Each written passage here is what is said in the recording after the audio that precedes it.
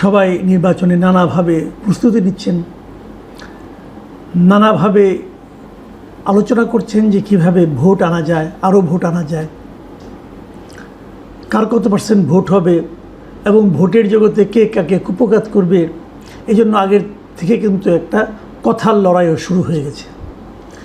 এই কথার লড়াইয়ে অনেকে আবার হাসির খোরাকও হচ্ছেন। যেমন নাসিরুদ্দিন পাটোয়ারি নামে এনসিপির এক নেতা, উনি হঠাৎ করে বলে বসলেন বিএনপি নাকি 50 থেকে 100টা আসন পাবে এবং তারা নাকি 200-300 আসন পেয়ে যাবে।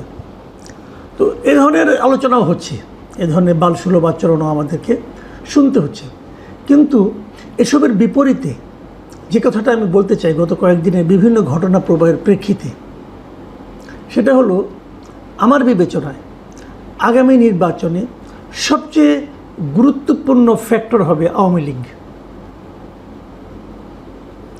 তো অনেকে বলবেন যে আওয়ামী লীগ তো নেই, আওয়ামী লীগ তো ইলেকশনই করতে পারবে না।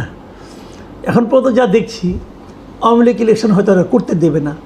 যদি আওয়ামী লীগ ইলেকশন না করে, আওয়ামী লীগের রাজনীতি নিষিদ্ধ, আওয়ামী লীগ কোনো মিছিল করতে পারবে না, মিটিং করতে পারবে না।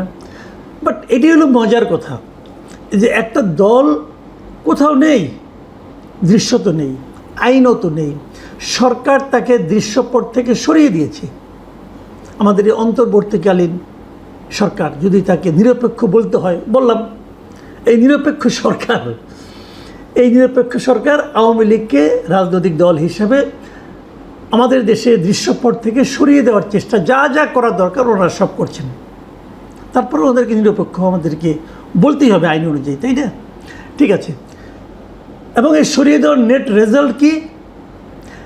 যে দলটা ভোট করলে পর কয়টা সিট পেত বলা কঠিন, হয়তো মানুষের তীব্র ঘৃণার মুখেও পড়তে পারত, সেই দলটা এখন সবচেয়ে গুরুত্বপূর্ণ দলে পরিণত হয়েছে।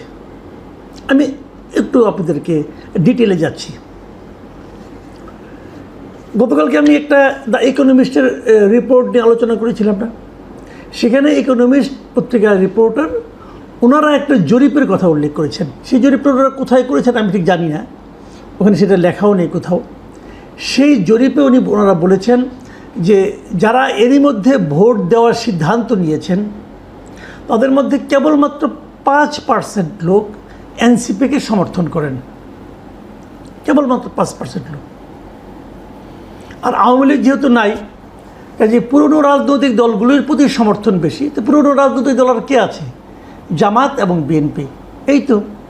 সেখানে বিএনপির পেছনে তাদের সমর্থন আছে 42%, আর জামায়াতের প্রতি সমর্থন আছে 32%।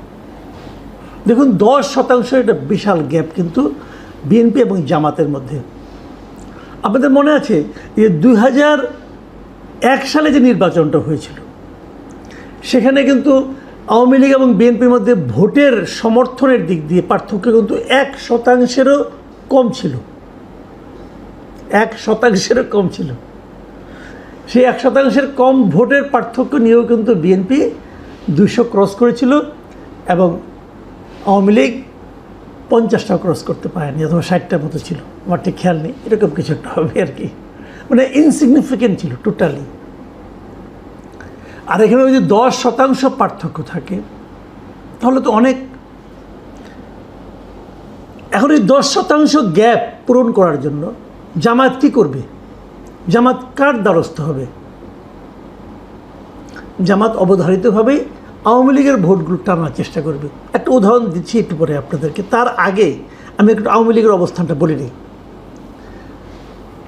বাংলাদেশে এই ইকোনমিস্টের এই লেখায় কিন্তু বলা হয়েছিল যে এদেশের এখনও একটা বড় অংশ মানুষ মনে করে যে তারা সুযোগ পেলে আওয়ামী লীগকে ভোট দিত, এবং যারা ভোট দেবে বলে সিদ্ধান্ত নিয়েছে তাদের মধ্যেও আওয়ামী লীগ নেই জানার পরেও তাদের মধ্যেও 14% ভোটার তার আওয়ামী লীগের প্রতি তাদের সমর্থন জ্ঞাপন করেছে। 14%, মানে এনসিপির যে ভোট তার প্রায় 3 গুণ। এনসিপির মধ্যে যত লোকের সমর্থন তার 3 গুণ সমর্থন সেই দলটির প্রতি, যে দলটিকে এনসিপিরাই নিষিদ্ধ করেছে, এবং যে দলটা নির্বাচন করতে পারবে না এ কথা মানে ভোটাররা জানে, জানার পরও তারা এই দলটাকে সমর্থন করে। আমরা একটা ছোট্ট উদাহরণে যাই আপনাদেরকে, এটা দুদিন আগের কথা। সেখানে সিলেটের কোম্পানিগঞ্জের একটা ঘটনা, সিলেটের কোম্পানিগঞ্জের ফেসবুকে আওয়ামী লীগের এক নেতার একটা ভিডিও ভাইরাল হয়ে গেছে। সেই নেতার নাম হলো কালামিয়া। তিনি এই কোম্পানিগঞ্জের উত্তর রানীখাই ইউনিয়ন আওয়ামী লীগের সাবেক সভাপতি এবং উপজেলা আওয়ামী লীগের সদস্য। এই লোক তার পাশে জামায়াতে ইসলামের যিনি সেক্রেটারি ওখানকার জয়নাল আবেদিনকে একটা চেয়ারে বসিয়ে উনি একটা ভাষণ দিয়ে কিছু কথাবার্তা বলেছেন উপস্থিত লোকজনেরকে উদ্দেশ্য করে। এবং সেখানে উনি বলেছেন এই যে জয়নাল আবেদিন সাহেব, উনি হলেন গিয়ে ওখানকার জৈন্তাপুর উপজেলার সাবেক চেয়ারম্যান এবং সিলেট 4 মানে কোম্পানিগঞ্জ, গোয়াইনঘাট এবং জৈন্তাপুর এই আসনে জামায়াতের সংসদ সদস্য পদপ্রার্থী উনি এবার।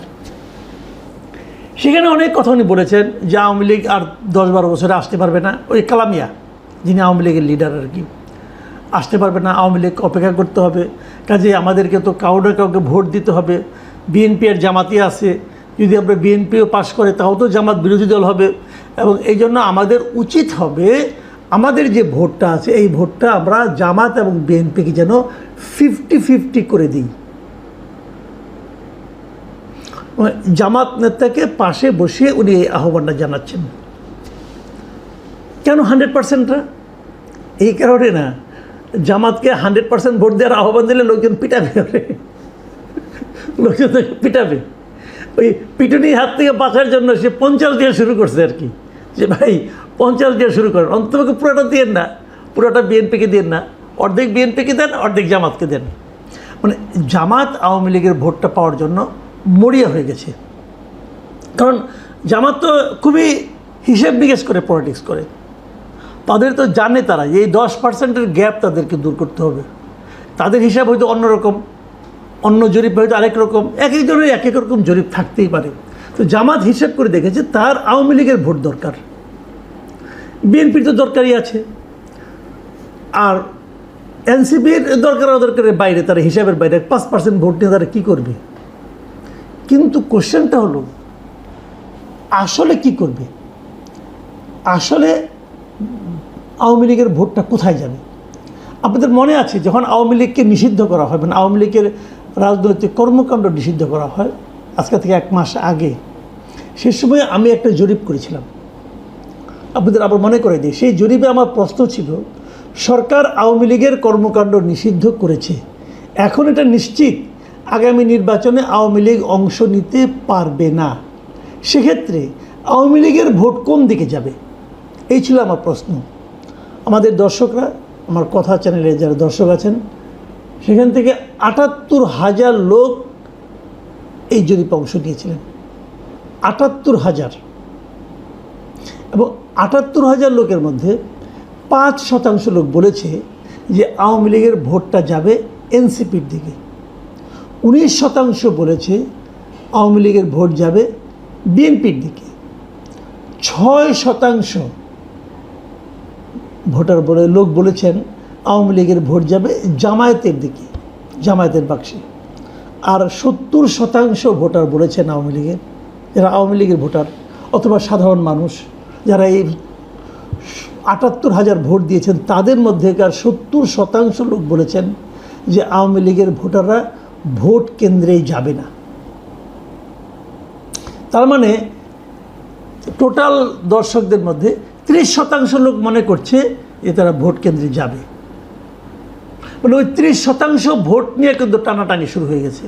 ওখান থেকেও জামাত কিছু পেতে চায়, তো সেটা দিয়ে কি আর ওই গ্যাপ পূরণ করা যাবে আমি ঠিক জানি না।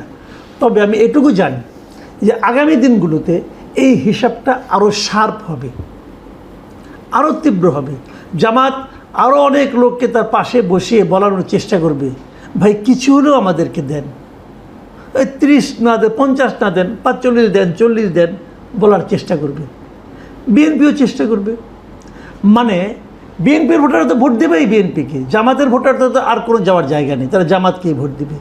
এনসিপির যা আছে এটা আমার মনে হয় আরও কমবে, এরা তো ওদেরকে ভোট দিবে। কিন্তু ডিসাইডিং ফ্যাক্টর হবে আওয়ামী লীগের ভোটার। ডিসাইডিং ফ্যাক্টর মানে তারা চেষ্টা করবে যে আওয়ামী লীগের ভোটারদেরকে কত বেশি ভোট কেন্দ্রে আনা যায়।